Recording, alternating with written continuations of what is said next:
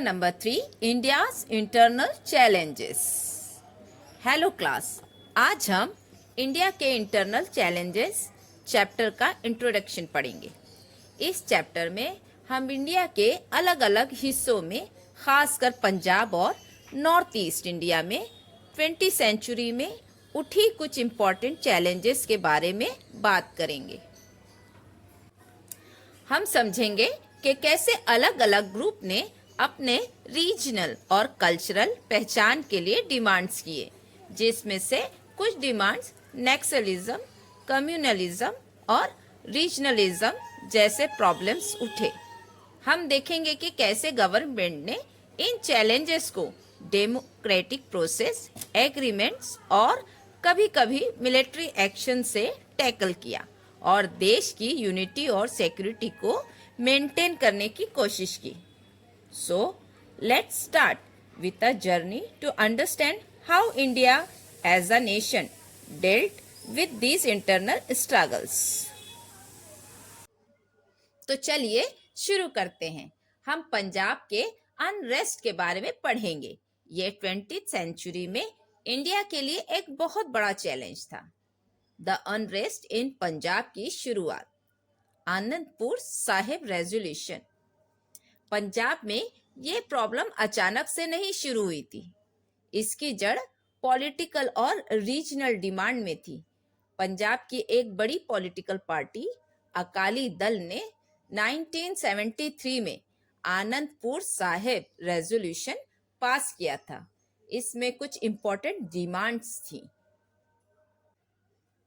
चंडीगढ़ को पंजाब का बड़ा पार्ट बनाया जाए। जो भी पंजाबी स्पीकिंग एरियाज दूसरे स्टेट में हैं, उन्हें पंजाब में इंक्लूड किया जाए। इंडियन आर्मी में पंजाबीज को और ज्यादा रिक्रूट किया जाए। पंजाब स्टेट को ग्रेटर ऑटोनॉमी मिले, यानी सेंट्रल गवर्नमेंट से ज्यादा सेल्फ गवर्नेंस। लेटर जब 1977 में अकाली दल पावर में आई तो उन्होंने कुछ और डिमांड्स ऐड की, जैसे पंजाब को रिवर वाटर का ज्यादा शेयर मिले और अमृतसर को होली सिटी का स्टेटस दिया जाए। खालिस्तान मूवमेंट और भिंद्रनवाले का राइज।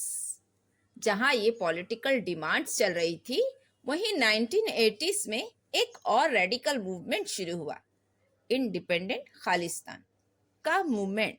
इसका मतलब था सिख के लिए एक अलग इंडिपेंडेंट स्टेट की डिमांड।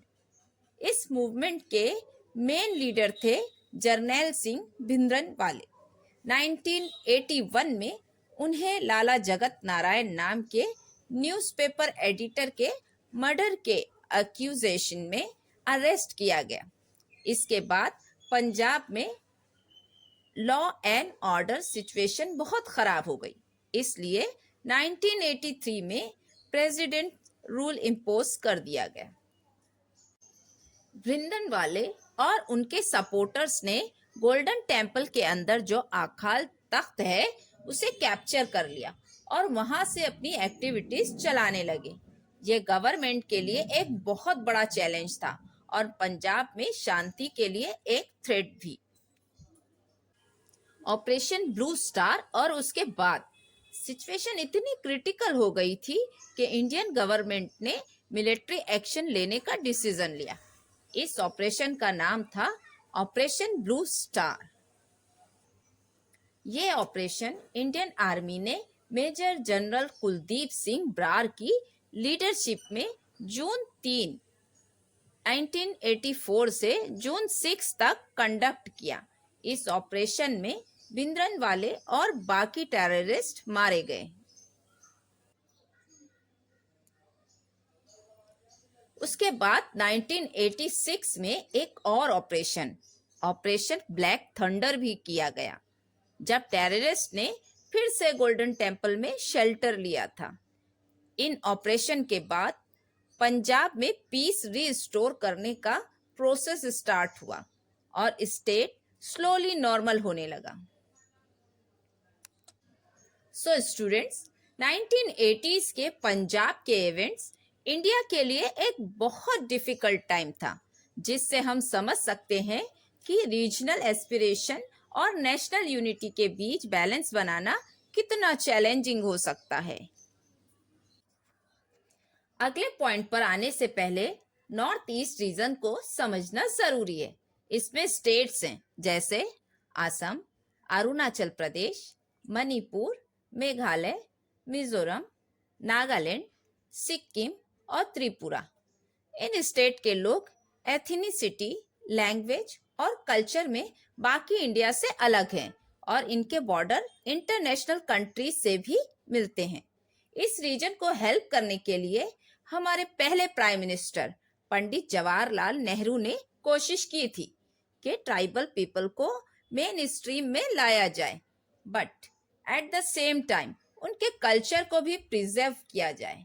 हमारे इंडियन कॉन्स्टिट्यूशन के शेड्यूल 6 में इसके लिए स्पेशल रूल भी हैं। नॉर्थ ईस्ट फ्रंटियर एजेंसी 1954 में बनाया गया था, जिसका administration ministry of external affair के पास था। बाद में 1971 में नॉर्थ ईस्ट काउंसिल एक्ट पास किया गया ताकि कॉमन इश्यूज पर स्टेट को एडवाइस किया जा सके। नॉर्थ ईस्ट स्टेट्स के कुछ खास इश्यूज। अब कुछ स्टेट्स के स्पेसिफिक चैलेंजेस देखते हैं। नागालैंड। नागा ट्राइबल्स ईस्टर्न हिमालयाज में रहते थे और एक वॉरियर ट्राइब माने जाते थे। 1946 में कुछ एजुकेटेड नागाज ने एनएनसी यानी नागा नेशनल काउंसिल बनाई और एक इंडिपेंडेंट स्टेट ऑफ नागालैंड की डिमांड की। 1955 में एनएनसी ने एक इंडिपेंडेंट फेडरेशन अनाउंस कर दी। इस रेबेलियन को सप्रेस करने के लिए गवर्नमेंट को मिलिट्री एक्शन लेना पड़ा। फाइनली एक सोल्यूशन निकला। नागालैंड को 1956 में पहले यूनियन टेरिटरी बनाया गया और फिर 1 दिसंबर 1963 को फुल फ्लेज स्टेट का दर्जा दिया गया। मिजोरम। इंडिपेंडेंस के बाद गवर्नमेंट ने मिजो मेजोरिटी एरियाज को एडमिनिस्ट्रेटिव ऑटोनॉमी यानी सेल्फ गवर्नेंस दे दी थी, लेकिन 1961 में लाल दींगा नाम के लीडर ने मिजो नेशनल फ्रंट बनाई और ग्रेटर मिजोरम की डिमांड की जो एक इंडिपेंडेंट नेशन हो। 1966 में एमएनएफ ने इंडिपेंडेंट मिजोरम डिक्लेयर कर दिया। प्राइम मिनिस्टर इंदिरा गांधी की गवर्नमेंट ने इस रेबिलियन को स्ट्रांगली सप्रेस किया। पीस तब स्टैब्लिश हुई जब मिजोरम को 1972 में यूनियन टेरिटरी और 1985 में फुल फ्लेज स्टेट बनाया गया। इंटरेस्टिंगली लाल देंगा खुद उस स्टेट के चीफ मिनिस्टर बने। आसाम। 1980s में आसाम में बंगालीज के डोमिनेंस की वजह से ऑल आसाम स्टूडेंट यूनियन और आसाम गण संग्राम परिषद ने स्ट्रॉन्ग प्रोटेस्ट किया। ये इशू 1985 में एक एकॉर्ड यानी एग्रीमेंट से सॉल्व हुआ, जो prime minister Rajiv Gandhi, union home minister Shankar Rao Chauhan और आसामीज लीडर प्रफुल्ल कुमार मोहंतो ने साइन किया। इस एकॉर्ड के मुताबिक बांग्लादेश से आए हुए इलीगल इन्फिल्ट्रेटर्स को आसाम से बाहर भेजा जाना था। 1986 में इलेक्शन के बाद प्रफुल्ल कुमार मोहंतो चीफ मिनिस्टर बने और डेमोक्रेटिक प्रोसेस के थ्रू पीस एस्टैब्लिश हुई। अरुणाचल प्रदेश। जिस एरिया को हम आज अरुणाचल प्रदेश कहते हैं, उसका पहले नाम नॉर्थ ईस्ट फ्रंटियर एजेंसी था। 1972 में इसका नाम अरुणाचल प्रदेश रखा गया और 20 फरवरी 1987 को ये फुल फ्लेज स्टेट बन गया। तो स्टूडेंट्स, आपने देखा कि नॉर्थ ईस्ट ने कई चैलेंजेस फेस किए, लेकिन कॉन्स्टिट्यूशन, एग्रीमेंट्स और डेमोक्रेटिक प्रोसेस के थ्रू ये स्टेट प्रोग्रेस की तरफ बढ़ रहा है। नक्सलिज्म। नक्सलाइट मूवमेंट की शुरुआत 1967 में वेस्ट बंगाल के नक्सलबारी गांव में हुई थी। इसका गोल क्या था? शुरू में ये छोटे फार्मर और लैंडलेस लेबरर का प्रोटेस्ट था, जो लैंडलॉर्ड्स के एक्सप्लॉयटेशन के खिलाफ था। उनका मकसद था लैंडलॉर्ड्स से जमीन लेकर टेनेंट्स को डिस्ट्रीब्यूट करना। ये कैसे बदला? धीरे धीरे ये एक वायलेंट टेररिस्ट मूवमेंट बन गया। नक्सल्स ने अपना एक पैरेलल गवर्नेंस सिस्टम बनाया और पीपल्स लिबरेशन गुरिल्ला आर्मी नाम की एक आर्म विंग भी बनाई। ये कहाँ फैला? ये मूवमेंट उड़ीसा, छत्तीसगढ़, मध्य प्रदेश, आंध्र प्रदेश, तेलंगाना और महाराष्ट्र जैसे कई स्टेट में फैल गया। ये एक चैलेंज क्यों है?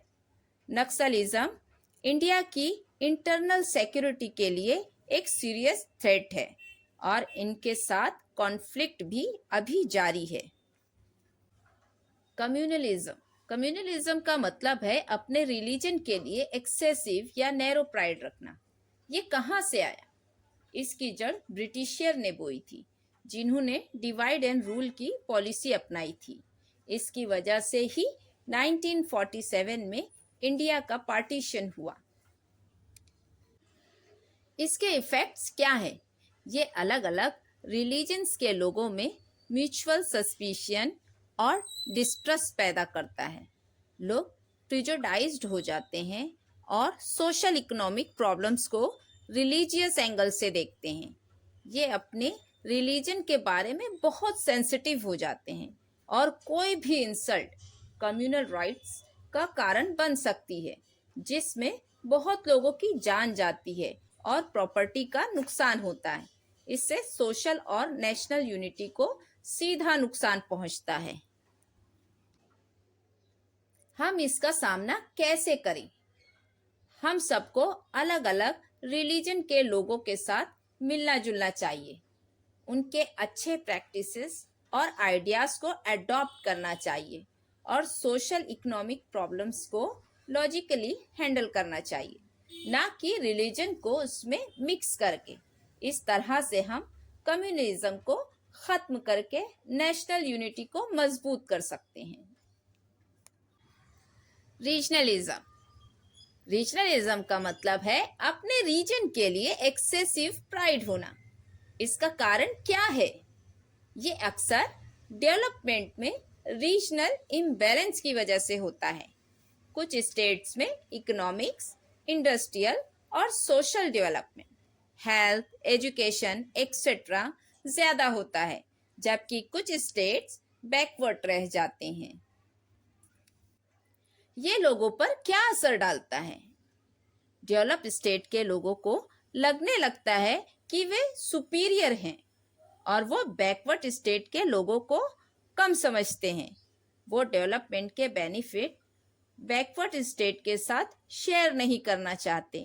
दूसरी तरफ बैकवर्ड स्टेट के लोगों को लगता है कि उन्हें डेवलपमेंट से अलग रखा गया है और उन्हें पॉलिटिशियंस आसानी से अपनी रीजनल आइडेंटिटी, ट्रेडिशंस और कल्चर के नाम पर इंसाइट कर सकते हैं। इसके इफेक्ट्स क्या हैं? स्टेट्स के बीच अंडरस्टैंडिंग खत्म हो जाती है और इससे नेशनल यूनिटी पर नेगेटिव असर पड़ता है। हम इससे कैसे सॉल्व कर सकते हैं? रीजनलिज्म को टैकल करने के लिए मेन तरीका है सब स्टेट्स में इकोनॉमिक डेवलपमेंट का इम्बैलेंस कम करना। इस चैप्टर में हमने सीखा कि जब हम आज़ाद हुए तब भी देश के अंदर बहुत चैलेंजेस थे। हमने देखा कि कैसे पंजाब में एक पॉलिटिकल डिमांड एक वायलेंट मूवमेंट बन गई, जिसे गवर्नमेंट को फोर्स से कंट्रोल करना पड़ा। नॉर्थ ईस्ट में लोगों की अलग आइडेंटिटी की डिमांड को डेमोक्रेटिक तरीके से सॉल्व किया गया, जिससे नए स्टेट्स बने। इससे पता चलता है कि डायलॉग से भी मुश्किलें हल हो सकती हैं। पूरे देश में हमने नक्सलिज्म, कम्युनलिज्म और रीजनलिज्म जैसे प्रॉब्लम्स को समझा, जो आज भी हमारी यूनिटी के लिए एक चैलेंज है। इस चैप्टर में लेसन ये है कि एक स्ट्रॉन्ग नेशन वो है जो अपने डिफरेंसेस को बिना टूटे समझता है। हमने देखा कि इंडिया ने इन सब चैलेंजेस का सामना किया और आगे बढ़ा। इससे हमें समझ आता है कि हमारी यूनिटी ही हमारी सबसे बड़ी ताकत है। आई होप आपको ये चैप्टर अच्छे से समझ में आया होगा। Keep learning.